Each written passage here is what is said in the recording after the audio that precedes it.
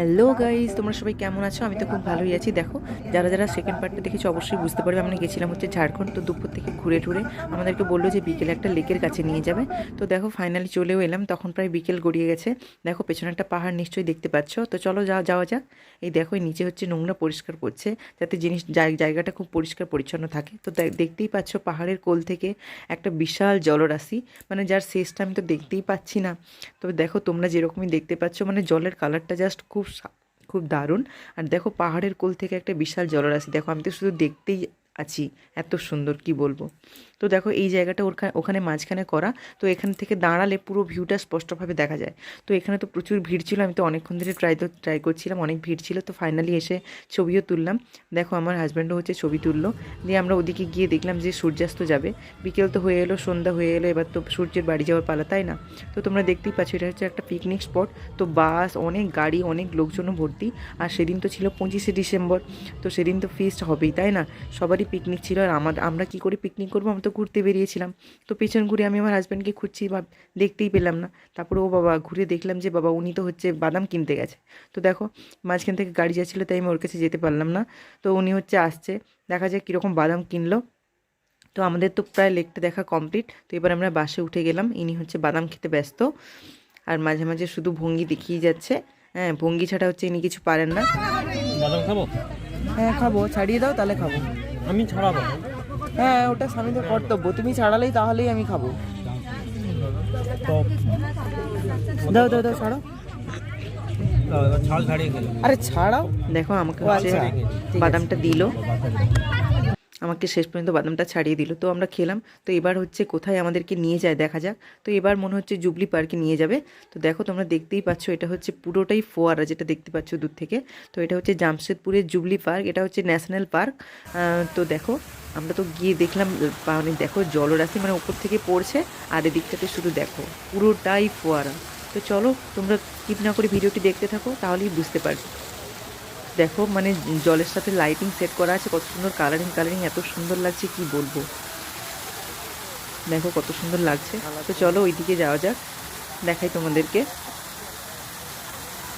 দেখো শুধু, আর পুরো পার্কটাই ছিল হচ্ছে লাইট ফাইট ছিল না, মানে তাই ভিডিও ফটো কোনোটাই তুলতে পারিনি। দেখো ফোয়ারাগুলো কীরকম গানের তালে তালে নাচছে, কত সুন্দর, যেন মনে হচ্ছে নাচছে। তো আর একটা ওই সাইডে গেলাম, ওই সাইডে ছিল একটা কি অগ্নি স্ট্রাকচার বলে। তো দেখো এটা হচ্ছে অগ্নি স্ট্রাকচার।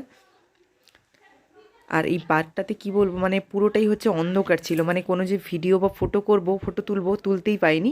তবে এটা ঠিক যে পার্কটা অন্ধকার ছিল বলেই হয়তো জিনিসগুলো বেশি অ্যাট্রাকটিভ হয়েছে, এই ফোয়ারাগুলো, লাইটিংগুলো। তো কটা ছবিও তুললাম। তো এবার হচ্ছে আমরা যাব, আমাদেরকে নিয়ে যাবে হচ্ছে স্যার দোরাবজি টাটা পার্ক, তোমরা দেখতেই পাচ্ছ। আর দূর থেকে দেখো এই জিনিসটাকে দেখে মনে হচ্ছে যেন একটা স্টোন বসে আছে, মানে দূর থেকে দেখলে এরকমই লাগবে। দেখো এখানেও প্রচুর ভিড় হয়েছে, নিশ্চয়ই তোমরা দেখতে পাচ্ছ। আর হচ্ছে সাইডে সাইডে এরকম ফোয়ারা করা, যাতে যাতে জায়গাটা দেখতে সুন্দর লাগে। তো এখানেও প্রচুর ভিড়ই ছিল, দেখো শুধু কত ভিড়। তো আমাদের বাস থেকে টোটোয় করে এখানে ঘুরতে পাঠিয়ে দিয়েছে, কারণ ওরা হচ্ছে ডিনারের রাতের মেনু রান্না করবে, তাই জন্য। দেখো কাছ থেকে দেখতে ফাইনালি কত সুন্দর, দূর থেকে স্টোন লাগলেও দেখো কাছে দেখতেই পাচ্ছ পুরো লাইট করা, খুব সুন্দর। এখানে তো প্রচুর ভিড় ছিল। তো বাইরে বেরিয়ে দেখলাম এটা একটা কি একটা স্টেডিয়াম। তো ওখান থেকে আমাদেরকে বললো যে এখানে জামশেদপুরের একটা বড় মন্দির আছে, সেখানে নিয়ে যাবে। তো চলে এলাম দেখো মন্দিরে। এখানে হচ্ছে আছে যে মানে দুর্গা মন্দির, কালী মন্দির আর শিব মন্দির। তো ওটাই আমাদেরকে দেখাতে নিয়ে এলো। তো ঘুরে টুরে আমরা যখনই যাব, তখন মনে হচ্ছে ওখানে ডিনারটা কমপ্লিটই হয়ে যাবে। এই দেখো এটা হচ্ছে শিব মন্দির, এটা হচ্ছে কালী মন্দির।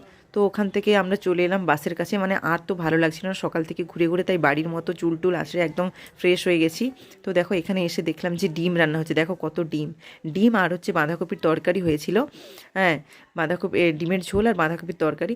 তো আমি আর ভিডিও করার কোনো ইচ্ছে নেই, তাই জন্য দেখো হ্যাঁ আমাদেরকে ডাকলো। তো খেয়ে দিয়ে মোটামুটি উঠে পড়েছি বাসের ওপরে, টায়ার্ড, আর ভিডিও করারও কোনো ইচ্ছে নেই, আর কি বলবো, আর ভালোই লাগছিল না।